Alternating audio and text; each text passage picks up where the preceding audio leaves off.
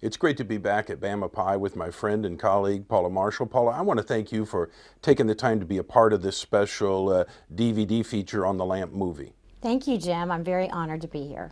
You know, a lot of people have heard of Paula Marshall, you know, the international businesswoman, and you do business with Walmart and McDonald's and some of the biggest corporations in the world, and now you've expanded into China. And you're really worldwide in this amazing thing that's happened to you. But tell us, how did you get here? How did you get started?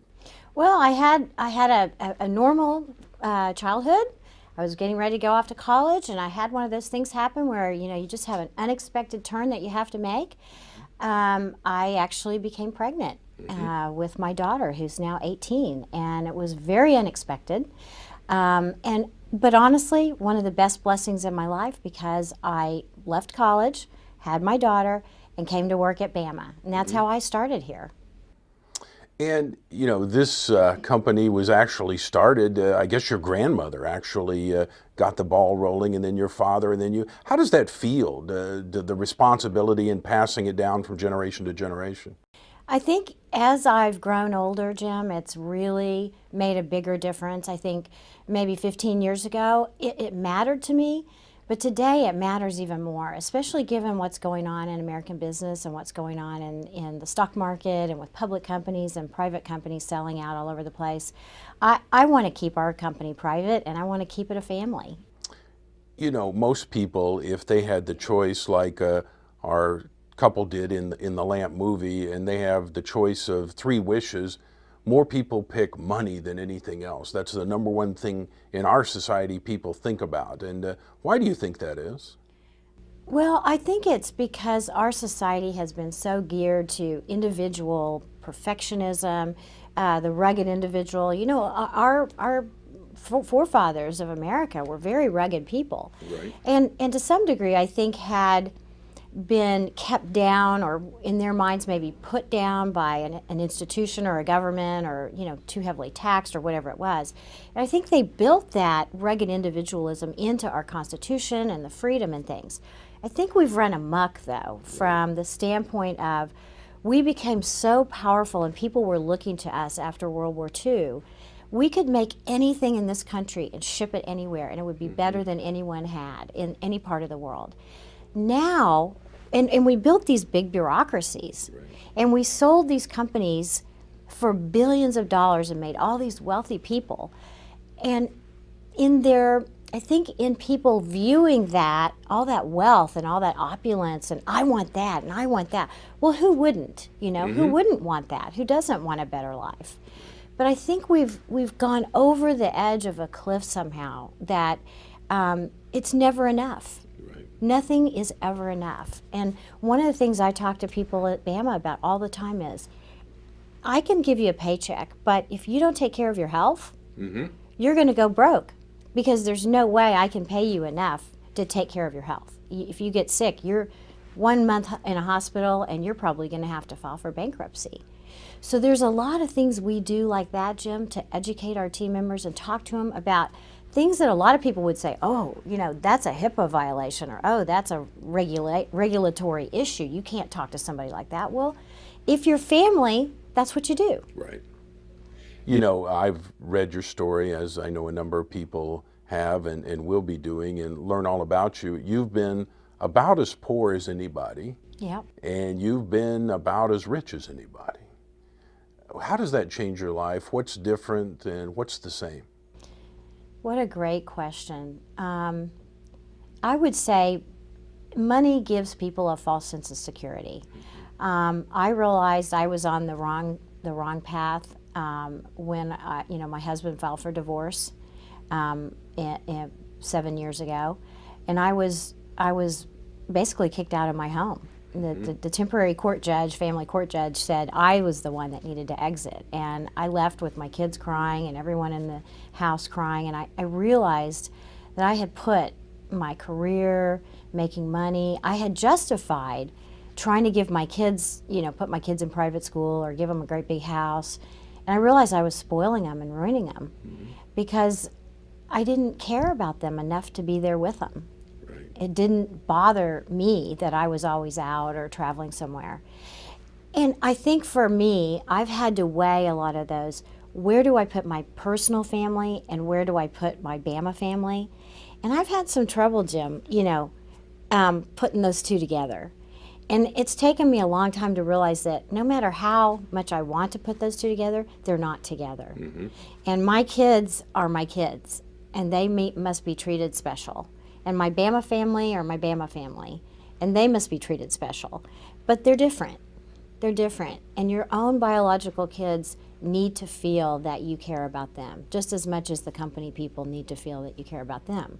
So it's always that precarious balance. I feel like I'm on that, that precipice sometimes, that I'm not spending enough time here or not there. It's difficult. But the question you asked, I think I've had trouble drawing those lines, and all money has really done for me is really, it's given me some sense of security, but it's a false sense of security. And after people think about money and they get their wish of money, the second thing most people wish for, and our people did in the Lamp movie, is about their family. And you struggled as a young lady in finding your place in life. And what would you wish, or what do you think about your kids now? What do you want for them? It's very interesting. I know Steve Forbes is a friend of yours, and I love the Forbes family and how they've operated their family foundation. I love Warren Buffett. I love Bill Gates. I love what they say about don't leave your kids too much money that it contaminates them. Right. And I think I've done some of that in this life. I've spoiled my kids because I didn't ever want them to want for anything. And what I've realized as I've gotten older is wanting for something and not being able to have it handed to you is a character builder, and it built my character. And I want my kids to work hard and focus on quality and be good at what they do and educate themselves and learn and be good role model citizens. I want that for them, but I haven't always been able to model that for them because they've seen me so running around doing this Bama thing. And it was a little bit hard for them, I think, at times to make it all make sense. I think what, they would say now is that the best thing Mom could do for us is talk to us, spend time with us, help us know how we could get out of things and not necessarily get us out of the thing, but help us by talking with us and giving us ideas about how we could do better. My dad was driven. He was driven. And while I've learned that is a wonderful way to build things, because when you're that driven, it means you're focused. Right. It means you've got a laser. It's like if somebody puts a laser on that table right there, it's going to be that piece is going to be gone. Right. Because you have that much energy that you can bring to something.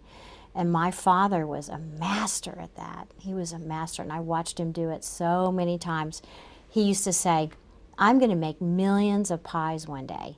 And I would be sitting like Jim as maybe a child in the back seat or and we were at dinner with people, let's say, and people would look at him like he was crazy. And I would sort of shank down in the seat, and I would look at my mom, and later I'd whisper to my mom, does Daddy know people think he's crazy? And she said, Daddy knows people think he's crazy, but he's going to do this. And how many pies do you make a day now? 3.5 million. Thank you very much. So even though there were challenges with your father and those sorts of things, I mean, nobody in our life is perfect. We can't wait to only be impacted by human beings that are only perfect. So everybody teaches us something. We can learn things we want and things we don't want from them. And I think that's, in the final analysis, that's good. And I have interviewed, I don't know how many hundreds and hundreds of people, and a lot of corporate leaders and CEOs and movie stars and athletes and politicians, and rarely, if ever, have I interviewed anybody that's as honest as you are. Where does that come from? I think that comes from my dad. My dad was never going to let anybody walk away and not know exactly how he felt. Right. He felt that it was a disservice. He used to call my mom, he used to say, Lila Bell, you're a backstabber. You're a backstabber. And she would laugh, and they would have a good laugh over it. But because my mother was a nice Southern Bell, her middle name was Bell, Lila Right. Bell, and she never wanted to hurt anyone's feelings, never. Now, she was tough as nails, but she would never, like if you owed her some money, Jim, she'd put the brass knuckles on in 2 seconds, you'd pay her off because you Right. didn't want to have this lady in your face. But to say to someone, you know, you're not doing a good job today, or you've left a big mess on the floor, why don't you clean it up and then you can go home? My mom didn't do that. She didn't do it with us kids, and she didn't do it with my dad, and so he felt like that was an ultimate non-gift, you know, is to let someone walk away and not know how you really feel. So sometimes I'm too honest to a fault, but you know, people appreciate that about me and trust me because they know I'm going to tell them. So Paula, when it's all said and done, and 100 years from now, all that will matter is what we leave behind.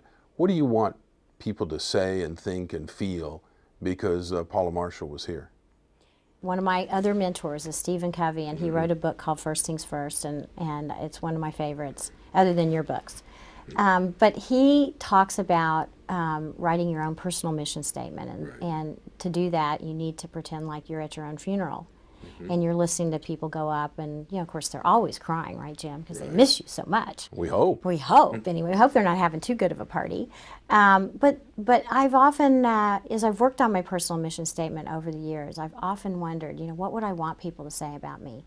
And what I really have come down to is I want people to say that every time I interacted with someone, I made them feel special. I want people to say that I really cared deeply and it wasn't just put on. I want them to know in their hearts that I do care about them and love them when I say that, or I wouldn't say that. And the last thing I would like is that she made things better when she was around.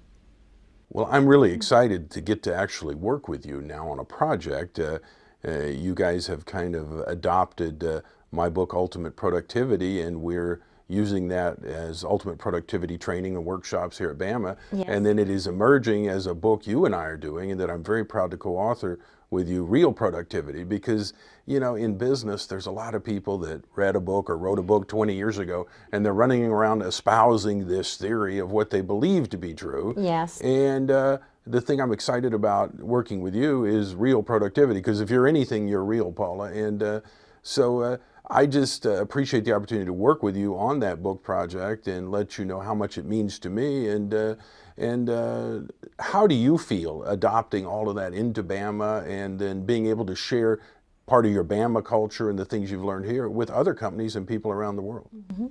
Well, you know, Jim, you and I have talked about this many times, and the thing I appreciate so much about your message, exactly at this point in time where Bama is because your message to us is you're here by choice. Mm-hmm. You're not a victim. Right. And I mean, my goodness, Jim, you know, in my work around here, you know, I've gone from helping people be successful to continuous improvement to, you know, doing Six Sigma, which is more of a technical type thing, to back to more courageous conversations and let's have this talk. And boy, bringing it home, babe. I mean, bringing it home, like, look, you're not a victim here. You're here because you're choosing to get up and come to Bama every single day. So let's make a difference here.